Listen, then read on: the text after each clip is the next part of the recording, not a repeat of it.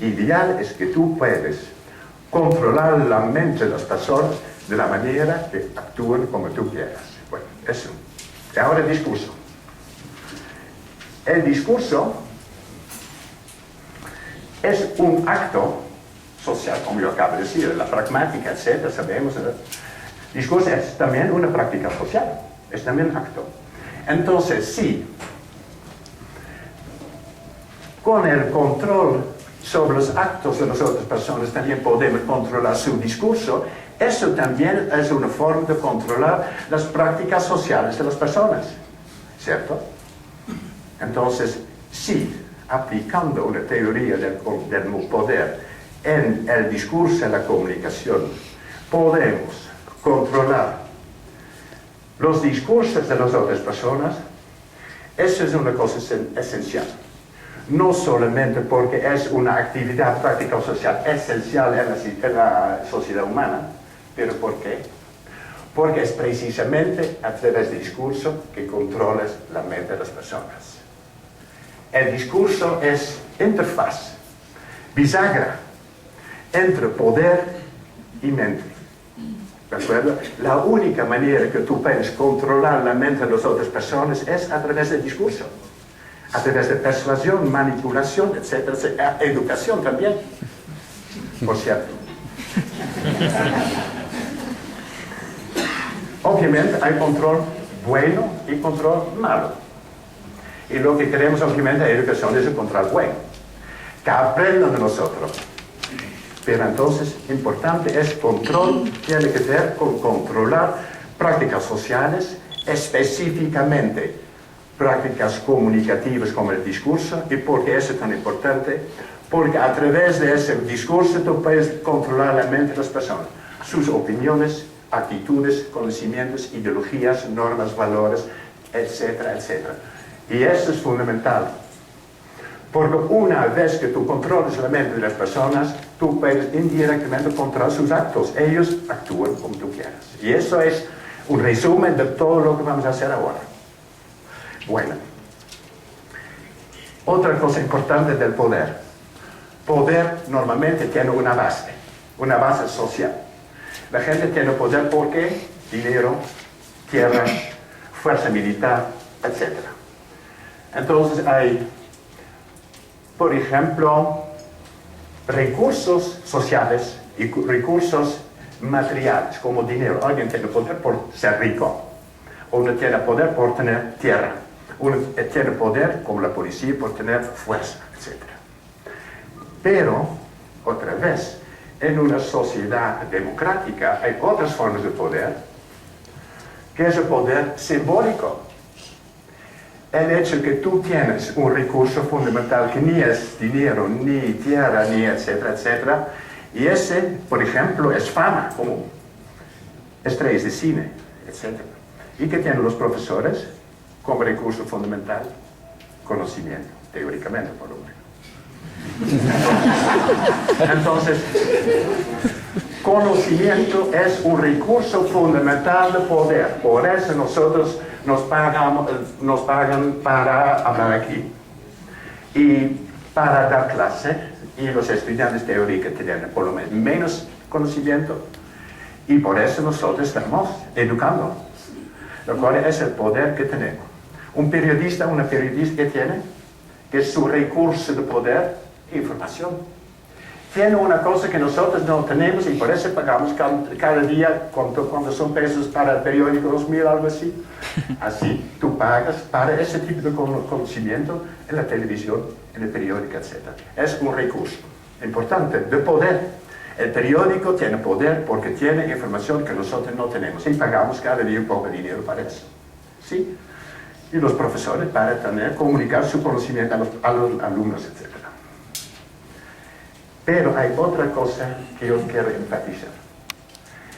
Un recurso de poder que tiene profesores y que tiene periodistas, no solamente un recurso de poder que es el conocimiento de la información, es otra cosa más, y eso nos interesa ahora. Es acceso preferencial al discurso público. ¿De acuerdo? El poder del periodista, la periodista, es que él o ella puede escribir en el periódico. Mi poder como profe es que yo puedo en este momento hablar libremente y proponer o propagar o pronunciar un discurso público para estudiantes y profesores y colegas. Eso es un recurso fundamental. Entonces, si la policía tiene recurso a la fuerza, una persona rica a su dinero, nosotros tenemos recurso a una cosa fundamental, tenemos acceso preferencial al discurso público.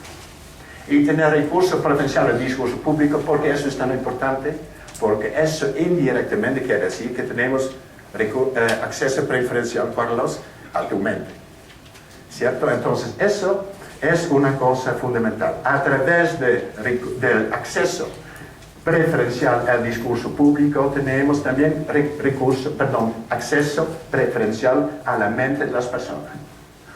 Entonces, si hablamos sobre discurso y poder, controlar ese acceso al discurso público es fundamental. ¿De acuerdo? Entonces, ahora tenemos una noción muy corta, breve, porque es mucho más complicada la noción de poder, y aplicarlo a la noción de discurso. ¿Por qué? Uno, porque controlar el discurso tiene que ver con controlar la mente de las personas, y dos, porque acceso al discurso público es un recurso de poder. Bueno.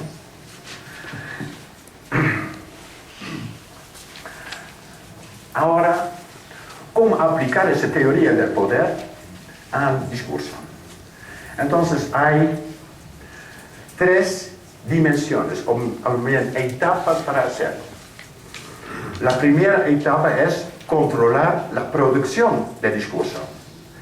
Antes que se formule y se publique, nada más que controlar el acceso al discurso público, ya es una cosa.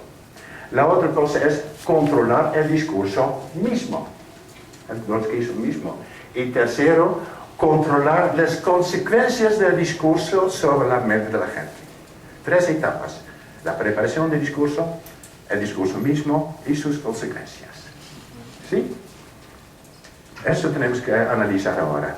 Primero, entonces, control sobre la producción de los discursos. Piensa, por ejemplo, en la producción de noticias en el periódico. ¿Cómo periodistas lo hacen?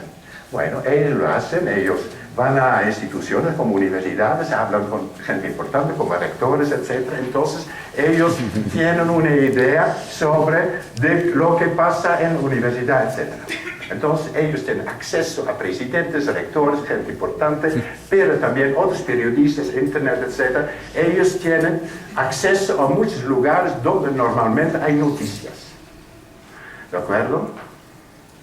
Entonces, la noción importante para la producción del discurso, o más bien sobre el control sobre el contexto de la preparación, todavía no es discurso, es solamente acceso a preparación. No solamente es discurso, sino acceso al discurso. Una parte del contexto del discurso. Y la noción clave allá es acceso. ¿Quién tiene acceso al discurso público? Bueno, nosotros profesores tenemos acceso a libros de texto, en principio para escribir, artículos en periódico, etc. Tenemos un tipo de acceso al discurso público. Un presidente de la República también tiene mucho acceso a muchos tipos de discurso.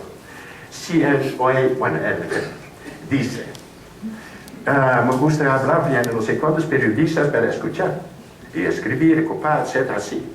Si tú dices, me gustaría hablar para la prensa, ¿tú crees que viene? No. No. Entonces, obviamente, hay diferencias de poder. El poder del presidente es que tiene acceso preferencial al discurso público y no solamente tienen que pedir, ellos, periodistas, piden una entrevista con él y nunca contigo. Lo siento. Diana, lo siento. Bueno, entonces eso sí es esencial. Entonces, analizar sistemáticamente el acceso al discurso público. Eso es la prensa, es la misma cosa que el discurso político, porque tampoco, Diana, puedes hablar en el Parlamento, tú vas a ir a escuchar. Estás allá, sí, pero como lector del periódico también. Escuchar en el Parlamento también, pero hablar solamente los diputados electos. ¿Sí? Entonces, tener acceso activo, controlador sobre el discurso público en el Parlamento, en la prensa, etcétera, los libros de texto tal vez. Porque como profesora tú puedes, por ejemplo, dar clase, entonces tú tienes, tu control se limita al discurso para alumnos y alumnas, y tal vez fabricar materiales, etcétera. Entonces, tu poder se define como, en términos de acceso activo, controlador sobre tu forma de discurso, por ejemplo, de educación.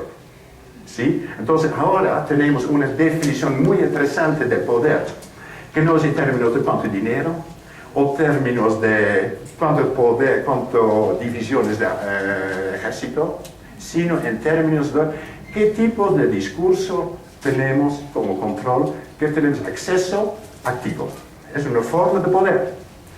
Entonces, para cada persona aquí, o en la calle, o en el ministerio, etc., podemos definir su poder en términos de los discursos que controla. Un periodista tiene control parcial sobre los discursos de la prensa.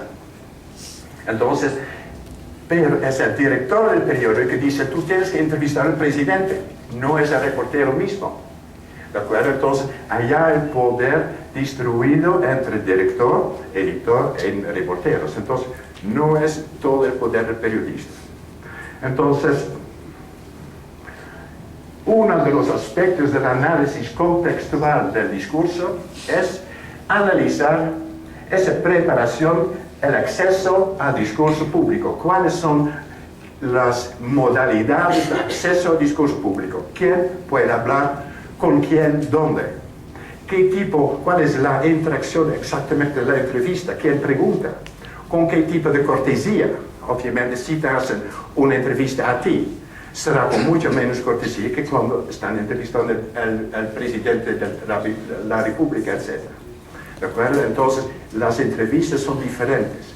Tú puedes, tal vez, como periodista, tener acceso a tal y tal rueda de prensa, pero no todos. ¿De acuerdo? Entonces, tú tienes un juego de poder entre diferentes instituciones del Estado, con víctimas de accidentes o de catástrofes, etc. Toda esa estructura de acceso hay que analizar para saber dónde está el poder. Y en principio, porque los periodistas tienen acceso preferencial al discurso de los medios de comunicación, las otras personas en ese sentido tienen menos, porque en principio siempre, teóricamente por lo menos el director del periódico decide si se publica o no. Pero obviamente otras fuerzas también pueden ser a veces más fuertes. El presidente y otras importantes instituciones de la sociedad. Entonces, el primer análisis es precisamente que tiene acceso. Y inmediatamente la pregunta es, ¿quién no tiene acceso? ¿Quién nunca tiene acceso? ¿Qué les cuesta tener acceso, etcétera? Bueno, entonces usted ya puede predecir lo que es. Porque normalmente mujeres lo tienen menos que hombres. Gente blanca lo tiene más que gente negra. Gente de mayor lo tiene más que gente muy joven. Entonces hay una diferenciación de poder en términos de quién tiene acceso al discurso público.